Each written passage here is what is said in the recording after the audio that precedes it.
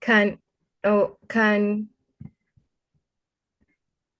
how young African ladies can get a higher education, not only in the local universities like the University of Rwanda or other universities in the different countries where we come from, but also in the Ivy League universities, different universities in developed countries like the United States of America, Canada, Turkey, or other countries.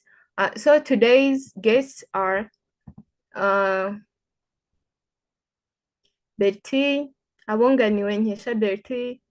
Oh, Bertille just told me that she's facing some issues that do not allow her to use her camera right now. But I guess when the issues are solved, she'll put her camera on. Emelienne Mureramanzi is also one of our guests and she has put her camera on. The rest of you guys can put your cameras on too, so that we get to see you and our audience who is following this session on different platforms. Okay, and the moderator is here, Theonestine. You're highly welcome. Okay, today's session, we're going to be discussing about how young African ladies can get higher educations, even in universities abroad. Our guests are Abunganiwe Nkesha Bertille, who is majoring in chemistry and a minor in computer science at the New York University Abu Dhabi campus. Bertille, you are highly welcome. The second one is Mureramanzi Emelienne. She's also majoring in civil engineering at one of the country universities in Turkey. I'm sorry, I cannot say the name of that country. I mean of the school, the pronunciation, I cannot.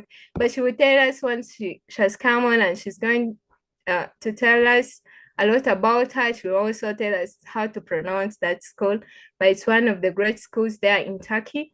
They're going to be sharing with us the journey of their application, how they're managing out there abroad, far away from family, how they're learning new skills, and what they can tell to the young Africans who are also being held behind and still think that they cannot make it to universities or the global universities. Theonestine, are you ready to take us through the session? Yes. Okay, I'll hand the microphone to you to take us through the discussions with these beautiful young ladies. Yeah, thank you very much, guys. First of all, I'm very sorry to join lately due to connection and technical problems, but now it's fixed. My name is Onsekiz, and today I'm going to moderate this meeting of ours to know the turning dreams into decrease. Yeah, it's very good topic. And yeah, we're gonna start from the first guest. I will be, to make it very entertaining and active, I will be exchanging guests from the next section will be answered by the second, like exchanging them. So for the first guest, I would like to ask him or her, as a young African woman, what inspired you to that journey of yours? Please start with, introducing yourself. Hello. As Manela introduced me, I'm Bertille. I'm Nkesha, and I'm Rwandan. So I'll start with the first question about what inspired me to join NI Abu Dhabi. NI Abu Dhabi is it's an NYU branch. It's a New York University branch, which is based in the United Arab Emirates, in the city of Abu Dhabi. So yeah, to start, what inspired me is, I'd say, the opportunities I had in my environment. So in high school, like, I went to a school that had a university counseling program, and this helped students to applied to top overseas universities, and I also got to hear the experience of those who got a chance to go to those good universities when they come back to talk to us. Or I used to hear from university ambassadors who also visited our schools. So yeah, that inspired me, and I was like, oh, one day I should also get a good school, go to a good school, and get um, a better education. So yeah, here I am. Thank you. Yeah, I think that was very bad. And then we went to a second after the challenge phase. How did you what really like then how did you how did you get in the world? Sir, I can't hear well. Can you say that We again? are not we are not getting you, please. We're not getting you. You cannot say Yeah, at least now. you can hear me now. I'm asking what is the biggest challenge and in the kind of the condition out of the country. What is the biggest challenge that you face? Thank you. Thankfully, I don't think I faced that big challenge because the school I went to gave me some tips, and I carried them in my back pocket. So, for example, we were told to ask for help if needed rather than being stuck just in one position. For example, teachers would be available in the evening after classes, and were allowed to go ask them questions that we faced throughout our revision. And so when I reached here at NY Abu Dhabi, whenever I got stuck or I didn't understand things even after searching online or after asking my peers, I remember that I shouldn't just be stuck in one position, and I had to go seek help from the professors. So I think if I wasn't trained to go out and seek help, that would have been a very big challenge. And I would really encourage people to seek help, because um, no one tree can grow. Another challenge, um, but that I was able to cope with, was enrolling in classes in my first semester, even though there were Zoom meetings uh, to guide us through the process before we joined the school. I had a very hard time get the classes, but hopefully I also asked for help, and yeah, it got solved. Yeah. Very good, very good. And then for everyone that may come like very and it's very good that once it's what people spend, very so I would like to ask you something and I don't know if that's the I mean, the one asking that what job you are a guy, a woman, not very different applicants to have the same experience. What does the person what you do? So Sorry, I cannot hear well. Do you mind repeating? I'm actually second Zealand, Sorry. second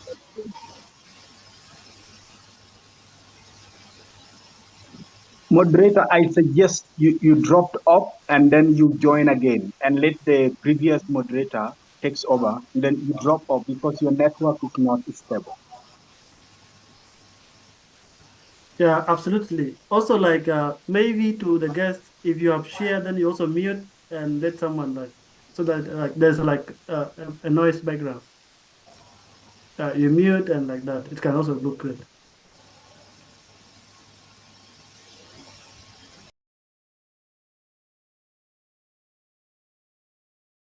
So Nandela, you can take over. Maybe like I had like second question, I think, right? Okay. You can take over as Justine is going to come back.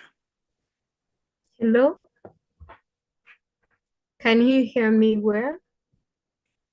Yeah, I'm we just can hear making you. Okay. Oh, the second question, I think you guys were done with the challenges she faced, and were on a question about education and empowerment. How has New York University, Abu Dhabi shaped your perspective on leadership, innovation, and service? That's the third question to Bertille. Thank you. That's a good one. Um, I think I've learned that good leadership is leading by serving other people, other than just instructing them to follow you. Here, many students and professors are very dedicated to also devising new systems or new technologies in many aspects. And from that, from what I have heard, their goals are solely, driven by the passion to solve problems in the world using, their available resources. Um, Also, they are well aware of everyone's voice in their team because they value the role of collective ideas. So, simply in a nutshell, um, leadership is leading by um, having that passion to serve others. You know. Yeah.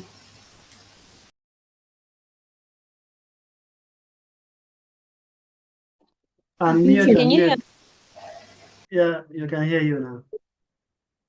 Very great. So I'm so sorry the connection is now going so slightly, but we may proceed to the next question. After answering how the university shaped her into leadership, innovation, and service, right? That was the question. We're moving to the next. What lessons that from African roots continue to influence your academic and career in general and ambition? Thank you. So, as I've said in my introduction, I am Rwandan, and I know that being Rwandan, um, there are Rwandan values like being patriotic, resilient, industrious, and to live in unity. Um, and so I always find myself writing a lot about Rwanda whenever I give an assignment because that's the background I'm familiar with. And as I write, I understand more, why Rwanda is doing what it is doing, and I sometimes find some loopholes that need to be fixed. And um, after finding those loopholes, I know that that's my duty, and maybe that's where I need to step in um, and use my skills that I'm learning here um, to solve those problems and help Rwanda or Africa as a whole um, develop well. And what else? Yeah, so I think I can say that all that I do is focused um, or like well centered on my values, Rwandan values, and I think that one day I'll go back home and fill all those, not all those, or like try to fill some of the loopholes I get to learn every day as I work. Thank you. Yeah, that's very great. I'm very interested in you that. So, after telling us how Africa have been shaping you, and then you told us about you find out yourself writing about Africa, your country, especially Rwanda. in assignments and each and everything. So what is that idea? Can you share to Africans, especially girls, about applying to that university of yours and secure the financial aid as you did? Interesting.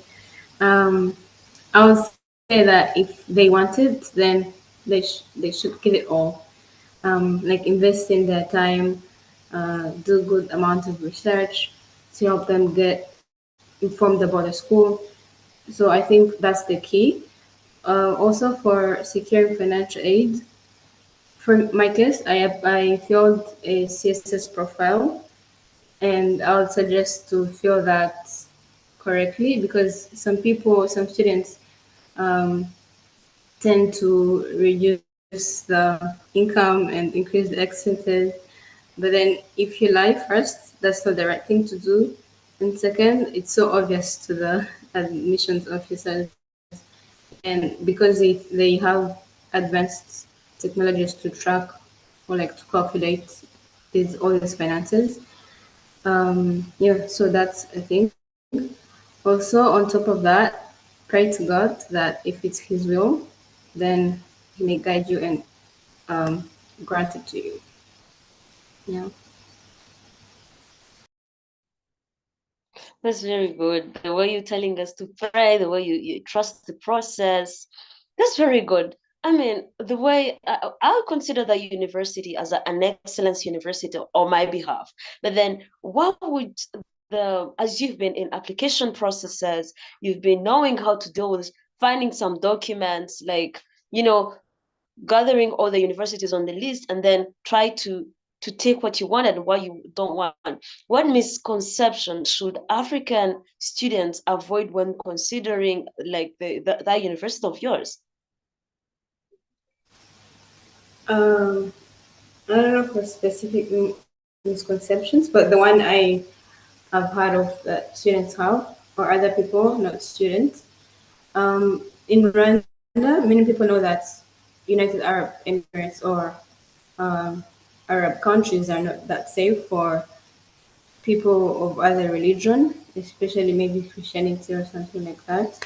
Um, but then I think I found United Arab Emirates to be so different. It's such a diverse country, and it's very conservative in its religion, but it's diverse and it supports other religions as well. It strongly supports diversity. So when I reached here, I was also surprised to see people of the same faith as mine practice it openly, go to pray to their churches or like um, gather gather together for different activities.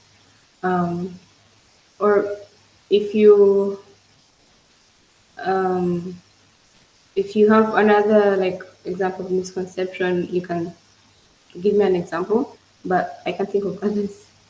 That's the one I know about in my case.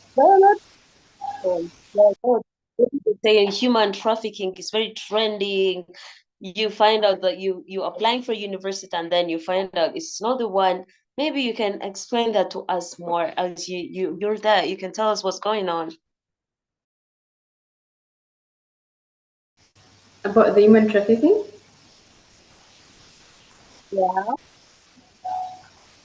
Um, I don't know. I've not heard of any case here because, as I've said, United Arab Emirates is so conservative. And actually, when you do something illegal, you get deported. You get deported. They're so strict. And I don't think it's like other Arab countries. Yeah. It's so safe here.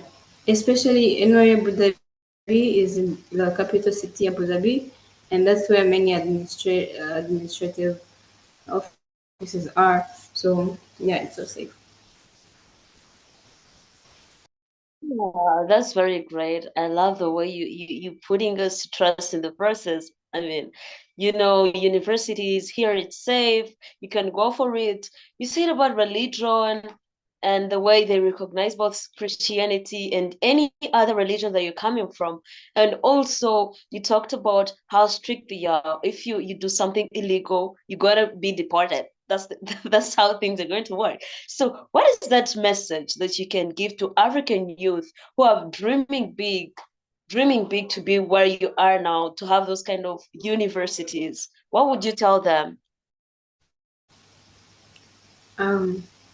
Simply, I would say I would suggest or advise to find people of the same interests as you, because whoever is in a supportive environment or surrounding accomplishes great stuff, great things. For example, in my case, um, in my high school, I had so many friends who also wanted to apply, and I think we coped all those challenges together and turned out to be great, which I'm thankful for.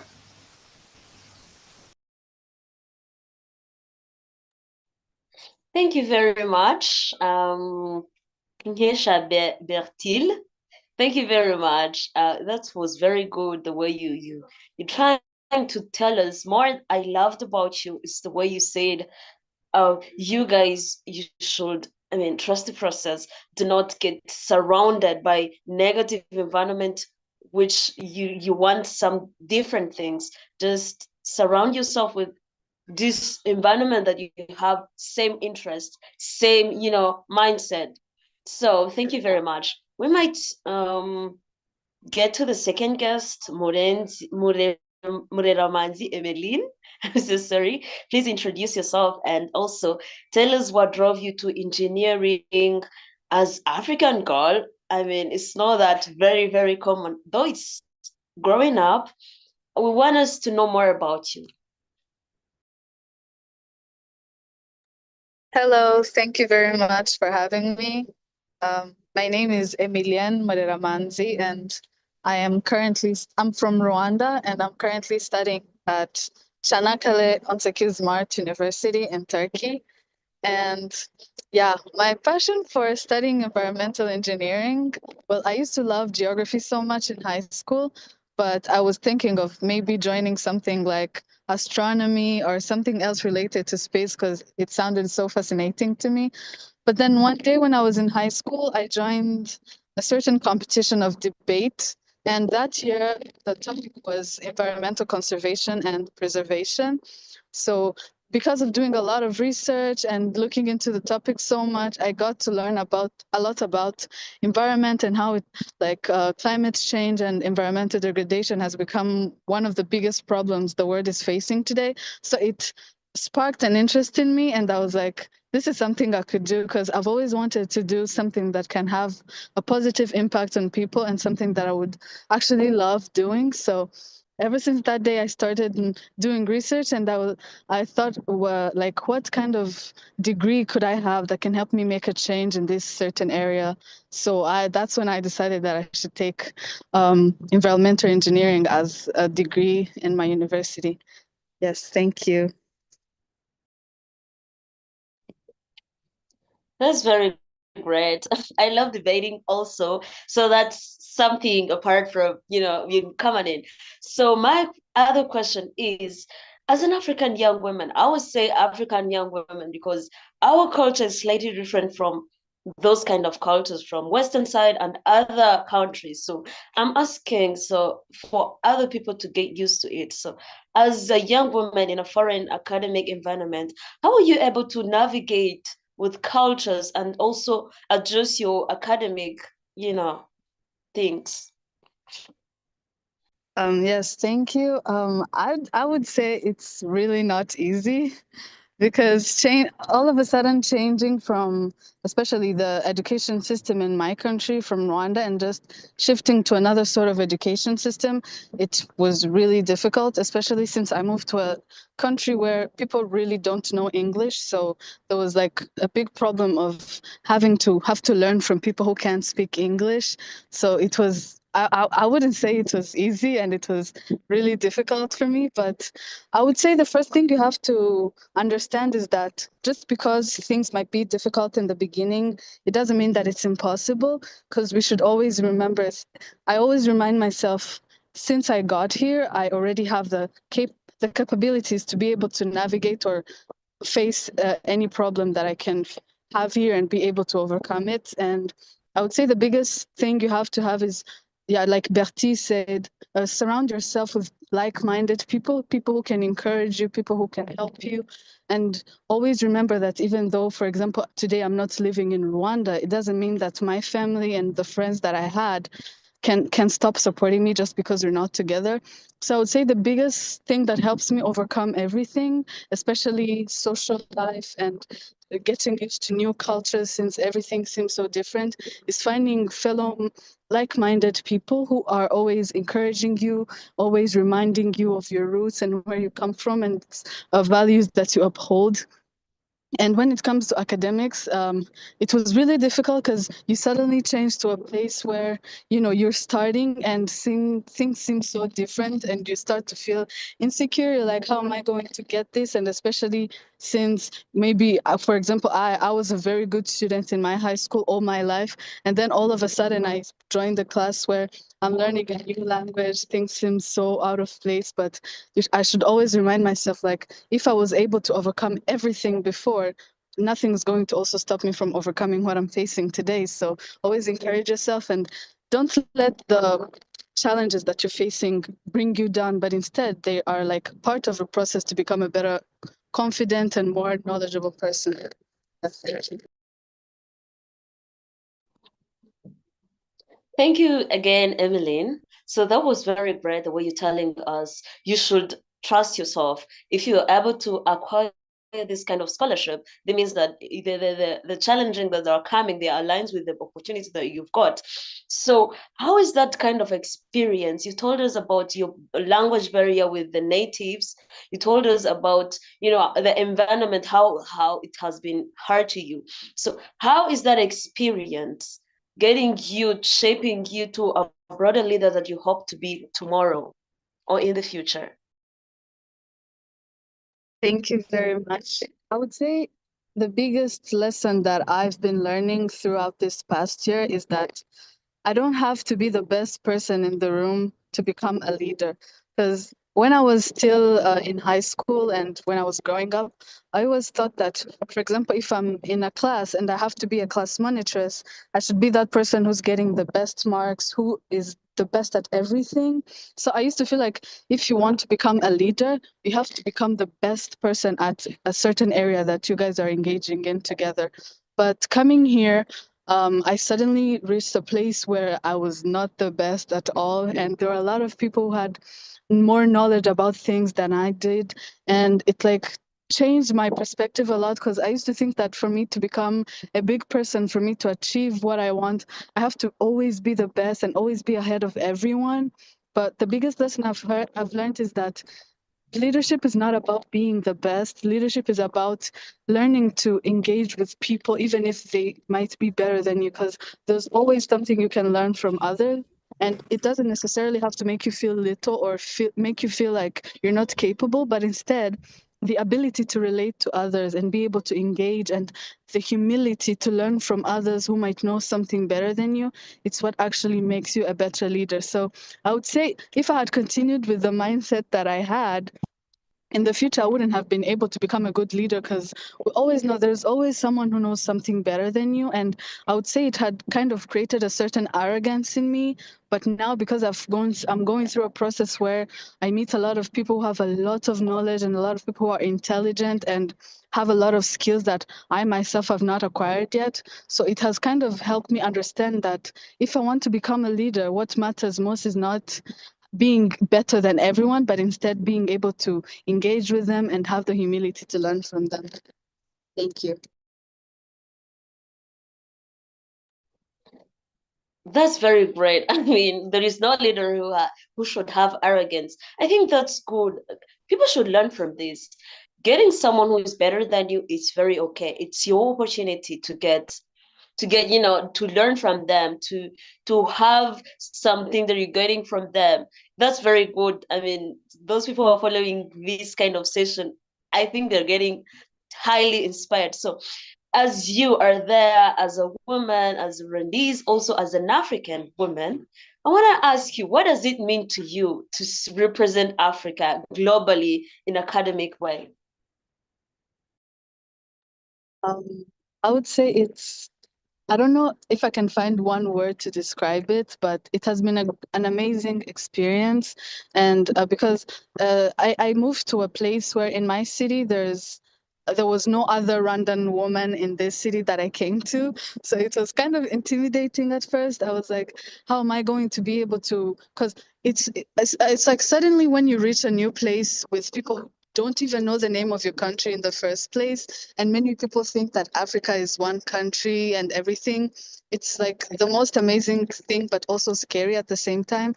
But it's like you suddenly feel this weight and responsibility that the reputation of my country, the reputation of Africa rests on my shoulders. So I would say it's a great opportunity for me because every time I'm about to say something, every time in the way I behave, I suddenly feel this responsibility that I'm representing Africa. So maybe if I behave in a certain not okay way, people are gonna be like Africans are misbehaved and everything. So I feel like it's a great opportunity that has made me always want to push myself to become better and to always do my best to be good at what I'm doing and to hold up my values so much. When I was back at home, I didn't really appreciate the culture and the whole situation because I was like, this is just normal. But ever since I came here, I've learned to love and appreciate the roots and values that I got from where I was born, my country, and as an African.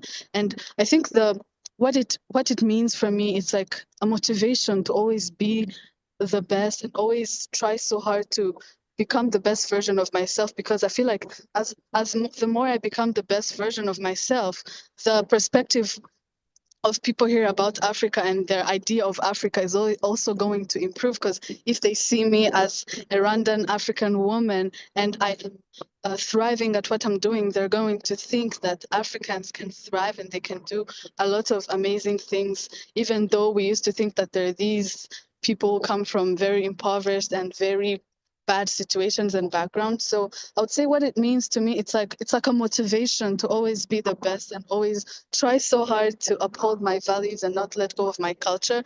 Because with me, I'm not just carrying me and my reputation, but I'm carrying the whole reputation of Africa with me here.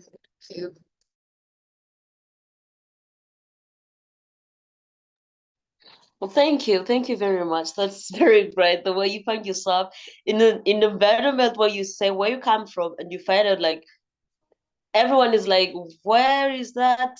It's very confusing and it's very, intimidating, as you said. So how did you secure the scholarship? I mean, give us some tips and the way you secured that scholarship, because you've been saying that those people didn't even know that Rwanda exists, or they didn't know that Africa contains a lot of countries. You'd be like, they know that they are one country. So how are you able to secure that scholarship? And which tips did you use to have that kind of, scholarship? Thank you. I secured the scholarship through a program called Turkey Bursary Scholarships. It's like an organization that's run by the government of this country that provides opportunities for different people from all around the world. So they release their applications every year. So I applied in the scholarships of 2024 last year. So it's actually one of the very easiest application to do. First of all, of course, you, like most of other applications, have to have done really good in school, because of course they pick out the people with very good marks. But like the process is actually very simple. Every year in March, they open their applications and you just have to submit your report cards. And the good thing about it, it's not like need-based. It's actually just a scholarship. So they don't really mind about finding a lot of financial documents and having to prove so much that you really need financial help because it's a scholarship. So they offer it freely without having to submit a lot of documents. So it's just, it's through that program called Turkey Bertille Scholarships. So you just have to submit your report cards and submit other certificates and other achievements that you have, and then the rest is just a very easy thing. So I think, you can look it up. It's called the Turkey Bertille Scholarship.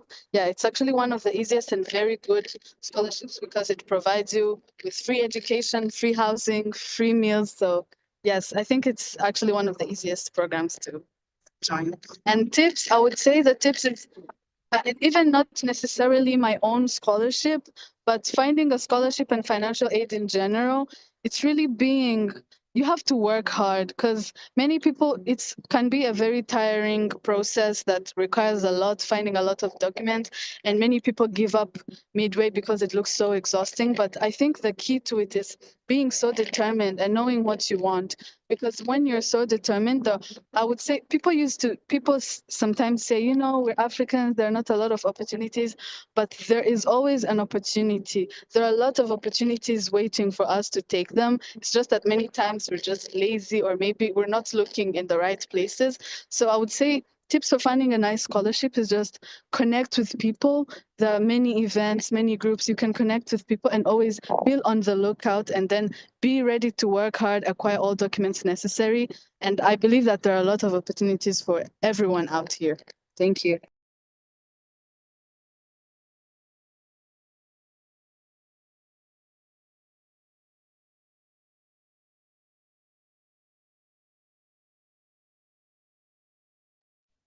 Yeah, thank you very much, Emmeline. Thank you very much.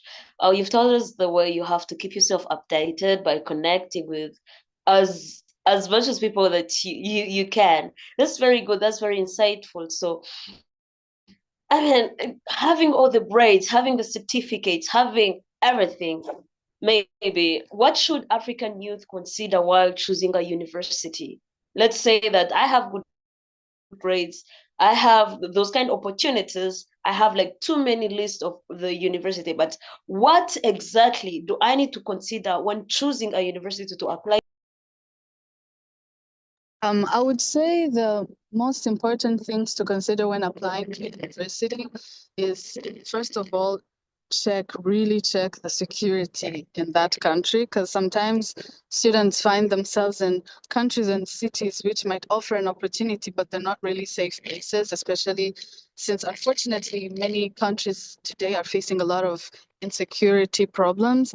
And also check, I think the other most important thing to check is the financial aid that they're offering you, because sometimes students get so stuck up in finding just a good school, or just thinking, oh, I'm just going abroad, I'm going to America, I'm going to Canada, I'm going to a certain country, but you have to check what kind of financial aid are they providing, because when you reach here, sometimes you find yourselves in situations where they're not really offering enough money that will help you sustain yourself throughout your education journey. So you have to really check the security of the country, and also be careful about what kind of financial aid that they're providing, and also make sure that your university will be able to provide opportunities that really align with what you want throughout your career journey. But I think the two most important things is checking the security of the country and checking what kind of financial aid, because there are really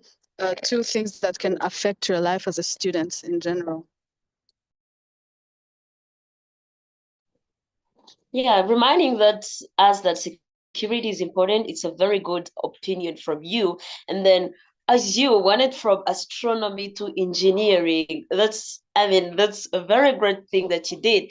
I want to ask you, what advice would you give African, especially women, girls who are there here at our homes, they're back to their homes, who want to go internationally and then go outside and then get some education and also some opportunities, and then get back to their country for change? What advice can you give them? The biggest advice I can give to my fellow Africans is don't limit yourself. My teacher once told me something that really stuck with me. He told me that in a situation of chance, only a prepared mind succeeds. So most of us, especially when we're still young, we feel like, I have a lot of time, I'm gonna figure it out. I still have a lot of options, but we undermine the importance of being ready and just being determined. Because if you're just standing there, opportunities are gonna come. But when opportunities catch you by surprise, you're not gonna be able to hold on to them. So always be ready and don't limit yourself. Never let any negativity come from you and start thinking, oh, I can't make it. I can't go to Harvard because I'm from Burundi. I can't go to Harvard because I'm from Rwanda. I can't go to Yale or any other great institution just because you're not from those countries. Because I feel like never be the source of your limit. Circumstances might limit you. Sometimes you come from countries which maybe have insecurities and everything. Our situations might become a limit to us, but my biggest advice is never be the source of your limit. Never limit yourself or make yourself believe that there's anything you can't achieve, because the sky used to be the limit, but even today the sky is no longer the limit because people are going out in space. So I feel like the biggest thing you have to learn is that you can do anything and you can achieve anything as long as you are willing to work hard for it and you are always ready, because there's a lot of opportunities and there's a lot of good things waiting for us, but most times we miss them because we're not ready to actually receive it. So never let yourself think that you can't achieve anything just because you're African. Being African is a joy, it's a privilege, it's a beautiful thing, and it should drive us. Instead of being like, I'm African, I can't achieve this, be like, I am African and I am going to prove that Africans can also reach the highest places. Just because we're Africans does not mean that there's anything we can't achieve. And yeah, just work hard and don't limit yourself. That's my biggest advice.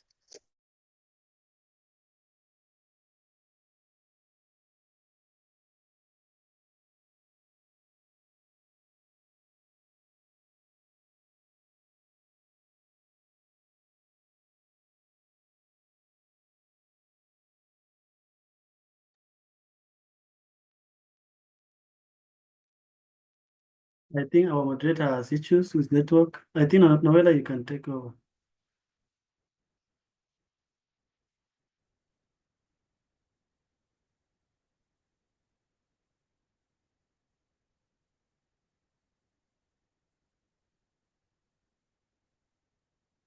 Noella, are you with us? Need Okay, I to think unmute myself. okay. Uh-huh. I'm really enjoying this session and learning a lot from Yes, I'm back. Okay, thank the you. guests. Okay, Theonistin, you can continue.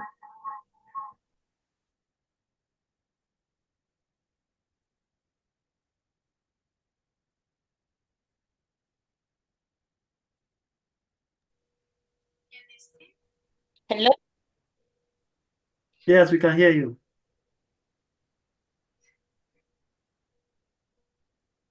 Theonistin, are you there? I think the network is bad again. Yes, I hear you. Yeah, you can go ahead. Go ahead. Yeah, thank you very much. Again, you will excuse me just because of my connection. It's okay. So, It's okay. we move sides. I will be asking question and it will be responded to both sides. So I'll start from Emelienne, who was here. How do you believe in young African women can lead change through education? Yeah, maybe to Emily, if your camera is working, actually, you can open it. There are people watching you on LinkedIn and they are inspired by you and they want to see you actually because your voice is kind of energetic and amazing. You can open your camera if it's possible.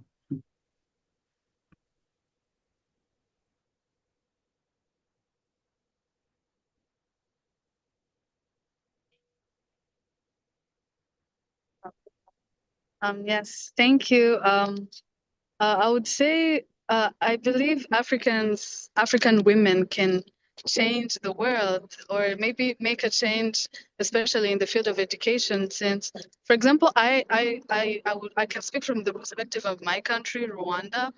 I feel like uh, Africa does not limit us anymore, because in the past we used to be so undermined and we wouldn't really get opportunities. But especially in my country, we are really empowered, and it's encouraging to see that women are also being given the platform and encouragement to also chase their dreams and be able to achieve them. So first of all, it's no longer like a problem to come from Africa as a woman, because we have all these opportunities awaiting for us. So I believe there's a change, and it always comes from within. If you believe that you can do something, there literally nothing can ever stop you, as long as you are determined. So especially in sciences and engineering, many times people say, "Oh, you're a girl and you're studying engineering. Why are you doing this?" I feel like as long as you want something and you really want to do it, you should never let your circumstances or discouragement from people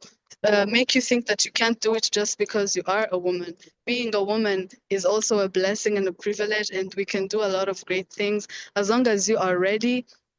And always feel, don't ever feel the need to, don't do things just to prove that you can do them. For example, many people are driven by, oh, because I'm a woman and people don't believe in me, I'm going to study this hard thing so that I can prove that I can do it. But that's not the most important thing. I would say the most important thing for me is finding something that you love and that you're passionate about, and then chasing it, regardless of what people tell you, regardless of people who don't believe in you. Because even though there are some people who don't believe in you, I always feel like even if 100 people don't believe in me, I could be the source of inspiration for my younger sisters who see me and they're like, if Emelienne can achieve that, I can also do that. So even if you can face discouragements from many people, always remember that there's also a lot of people, especially younger women behind you, who have fear and they feel like they cannot believe that they can achieve it. But us, as people who are already chasing what we want,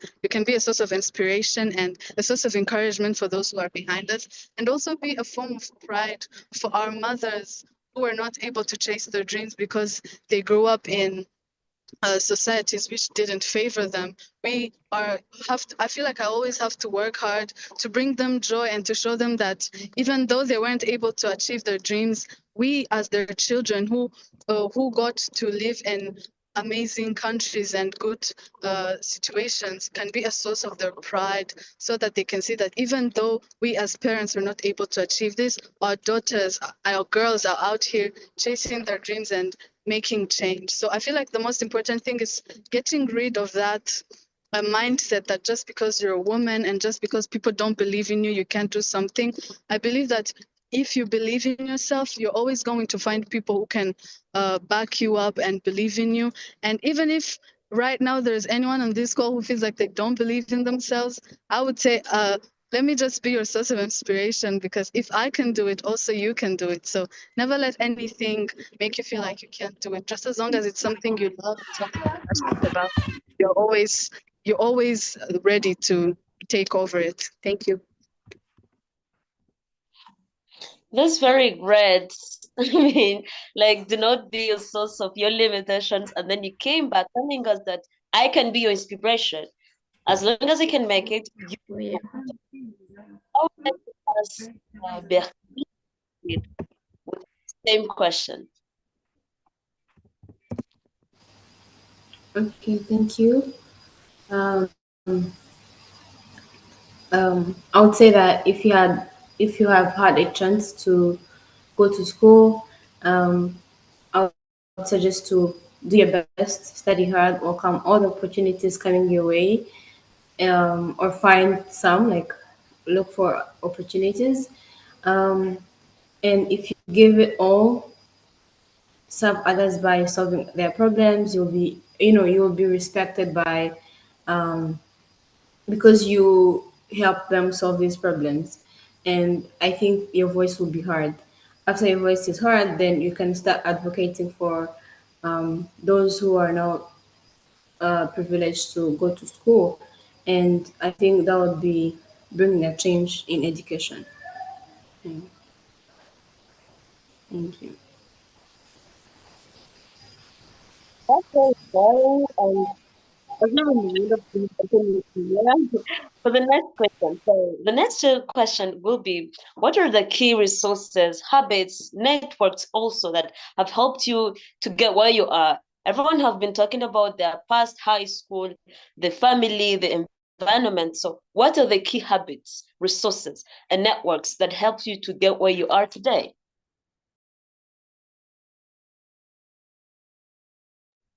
Let's start with Bertille. Okay. I think I'd say there are two main resources. First, time and information from internet. These two are really handy, and I think they are still handy for now. For example, investing time in my studies, in extracurricular activities, helped me to, strengthen my application, and getting information from internet also served me well as I looked for um, different stuff into for the application process. And I could not have gotten all these without um, managing my time well and using this internet that was available to me. So I'm grateful for that. Um, Also, a habit that helped me get where I am today is being determined.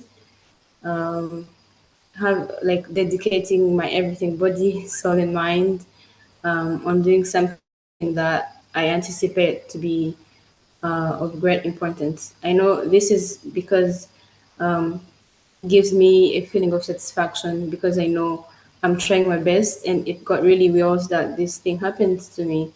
I'll receive good results from it. Also, like when I started my application process, I tried to give it all that I had, my time. Um, and as I've said earlier, I sought help and, prayed to God that I may receive all that He wants me to get.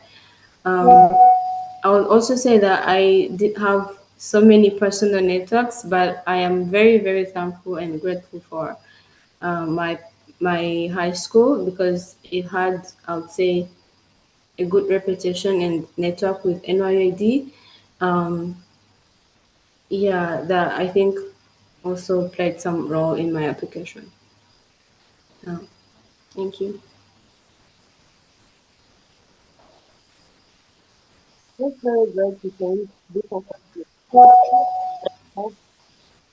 of the- Let's move to Emelienne to tell us about the resources and the networks. To answer the same question. Thank you. For me, I also agree with Bertie to say that time is the biggest resource that we have, because if you're not willing to put your time into something, most times it really doesn't turn out well.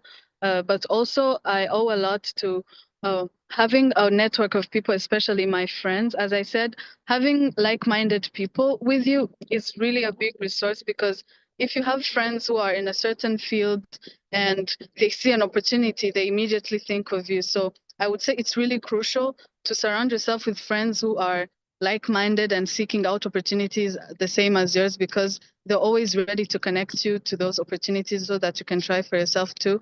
And I would also say I was so blessed to be part of the Equity Leaders Program, which is a program that really helped me throughout my application process and was able to help me navigate through all this journey and be able to be where I am now. So I would say it really helped me a lot to be part of that program.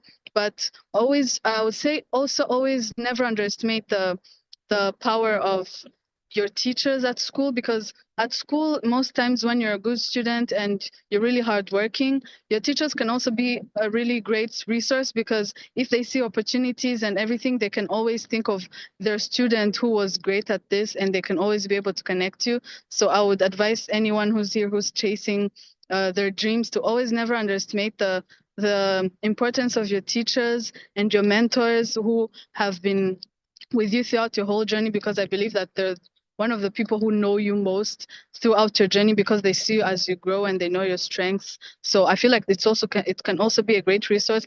And of course, the internet. We most times use the internet just for fun, but it can also be one of the greatest sources that we can find opportunities, be it for school, be it for work. So yes, I would say surround yourself with like-minded friends who are always ready and happy to connect you to opportunities. Connect with your teachers and mentors, and also get good grades. I believe that when you have good grades, you can really, really be connected to many places, especially in our African countries where there are programs which reward people who performed well in different subjects, or also different competitions that people attend when they're still in high school, which can be able to build a very strong CV for you. So yes, I would say those are my greatest resources.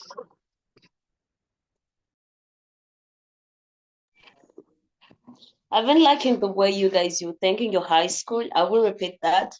And also I'm very inspired on how you guys you focusing on grades. Some people say that C graded people, like students we see, are the ones who are ruling the world. They're the ones who are, rich. But you guys, you're telling us that you need to work hard, be smart, network, be open minded. I mean, that's very good. So, this is the last question to you guys. I wanted you to tell these African young people, both male and female, to give them some idea. Most of them, they're like, how can I do that? Is it possible for me? Looking the school I'm coming from, the background that I'm coming from, though I have good grades, good CV, as you said, can I do this? Which kind of advice would you give them? Let's start from Emelienne. Emelienne. Thank you. As I said before, my only advice is to believe in yourself, because I believe that if you don't believe in yourself, no one else is going to make you believe in yourself. Our president in Rwanda always says that if you don't respect yourself, no one is going to respect you. So if I sit here and tell myself that I can't do it, other people won't see the potential in me. But if I tell myself that I can do this, other people also start seeing the potential in me. And so my biggest advice, believe in yourself, and please don't be lazy. As Ernestine just said, they're saying that C graders are ruling the world right now. But I feel like that's just an excuse for lazy people. Of course, getting a C does not mean that you don't have a great future, but I believe that it also brings you a sort of pride when you know that you've worked hard for something and then you get it. Because for me, there's no bigger fulfillment than knowing that I worked hard for this and I'm in it right now. Because I feel like just because you're not getting good grades, of course, it doesn't mean that your life is ruined. But imagine how much more those C graders can do if they had worked hard to get the A's. So I feel like saying that C graders are ruling the world, it's an excuse to be lazy. Work hard and you will reap the fruits of what you sow. So people should not find excuses to really be lazy. For me, I believe that hard work really pays. It might not pay now, but eventually it pays, and it comes. And when you are able to achieve the dreams that you really worked hard for, I believe it's the best source of fulfillment you can ever get from things. And it inspires others too. I believe that we should also not do things for ourselves, but also do it for the people who are watching you. Be a source of inspiration to your siblings, to your friends who see you that you're working hard, so that they can also be like, this person is working hard and they were able to achieve this, so even I can do it. But if you're lazy, you're also going to make people believe that they can be lazy and be able to achieve things. So no, hard work is really necessary so that you can enjoy what you are reaping and also be a source of inspiration to others. So yeah, being an African, you should believe in yourself and also believe that you can do great things.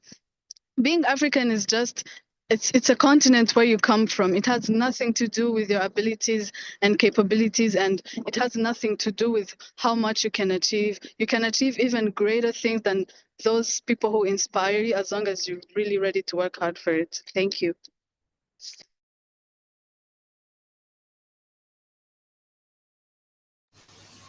I would say that don't be pessimistic. Take away negative thoughts out of your mind and know what you want to achieve. Have a purpose. There is this saying that says, write your purpose in pen and your path in pencil. So as you write your path in pencil, allow yourself room for mistakes, change directions, but then still focus on your purpose. I think that would really help and proved right for me. Thank you. You guys, thank you very much for everyone. Yeah, thank you for the question, the insightful information that you gave us, and everything that you really, really inspired a lot of African and young youth here outside who are confused. How can I make this possible? How can I do this? Am I capable? Am I worthful? Am I, many things. So I would like to ask the audience if there is anyone who with a question can pass it away. Yeah, before the guest.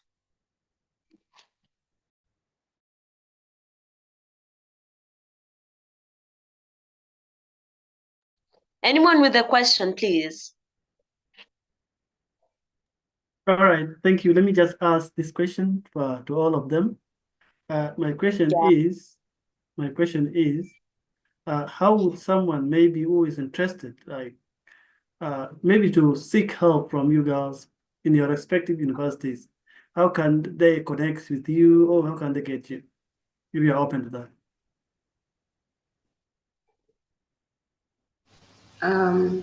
I can give my email, and if anyone has a question related to this, they can reach out to me.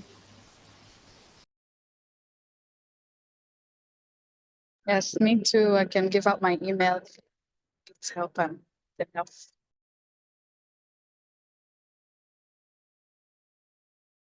Yeah, thank you. Thank you for the nice response.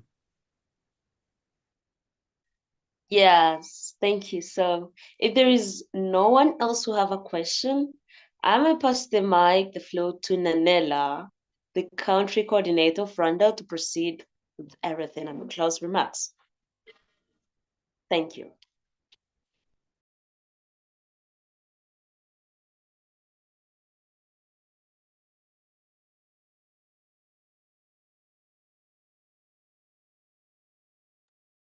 But do we have her? I don't see her here. I don't think we have her. Do we have her to speak? All right. Nanella is not around. Oh, she's texting me that she's coming in minute. I don't know. Maybe you can, if there's something to say, you can just say it as we are waiting for her to come and appreciate her guest.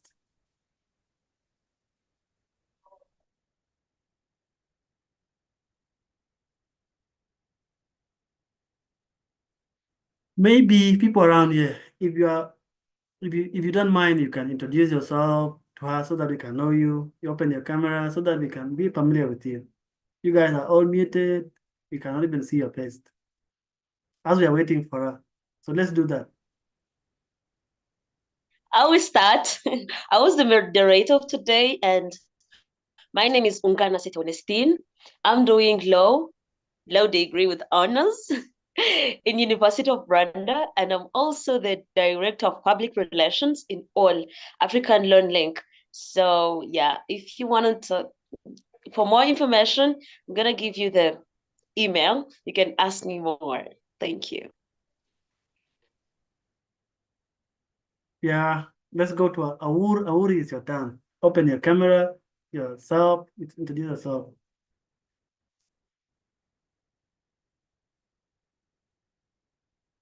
You can unmute.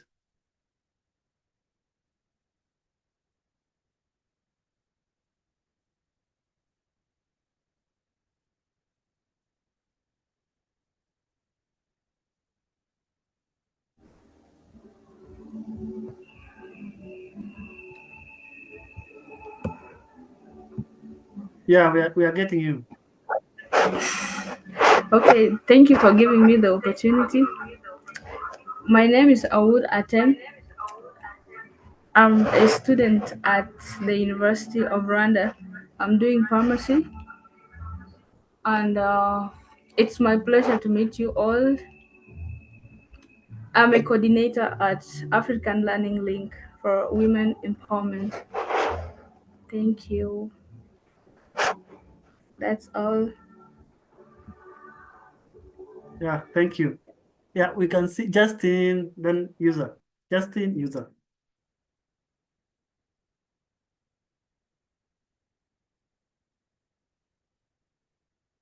Are you with us, Justin? Justin, then user Polo.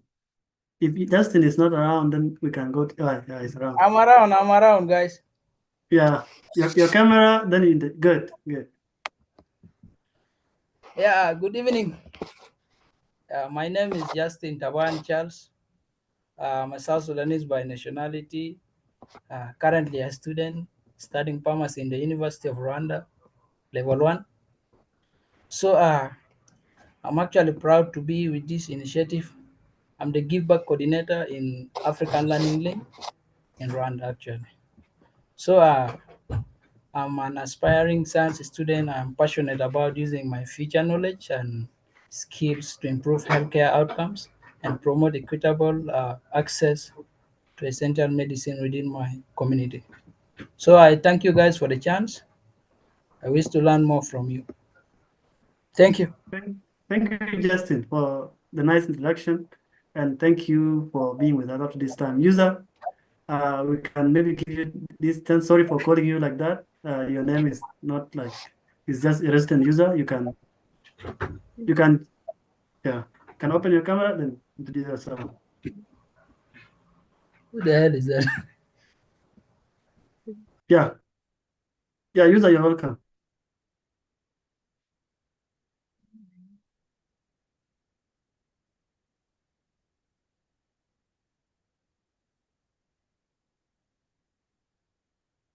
Hi, Hello. can you see?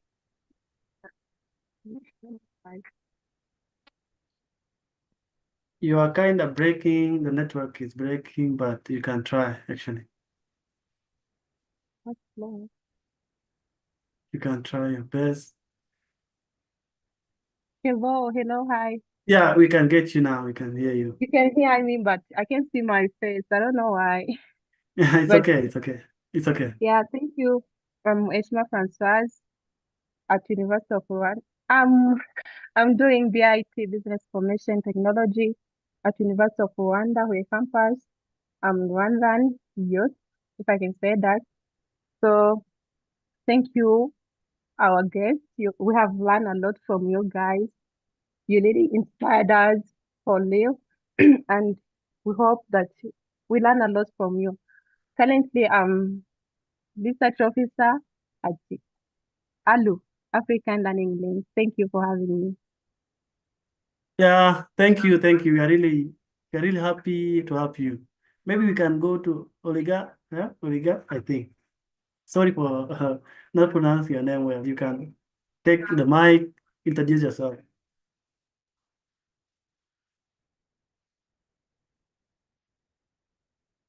Is she or Oliga? You can. It's your turn.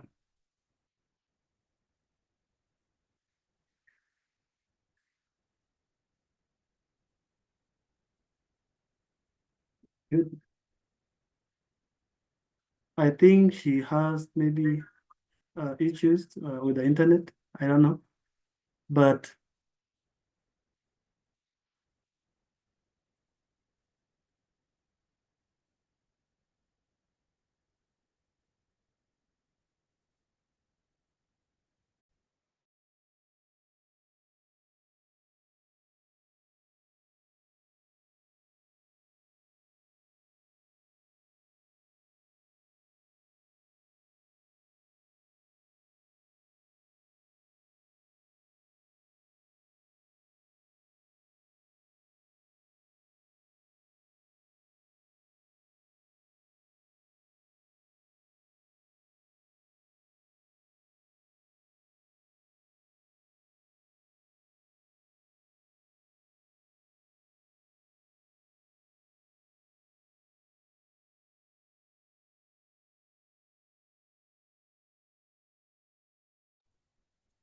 Thank you very much again. I think Nanela's not coming, and it shouldn't be a good excuse. People want to leave. So thank you very much for everyone for attending this meeting. It was very insightful. You guys stand for Africa, stand for everyone.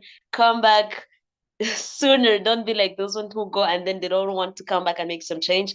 Go there, work hard, represent us, and please, everyone, learn from these sessions and come back later. We're gonna have different guests about this thing. Thank you very much. Goodbye.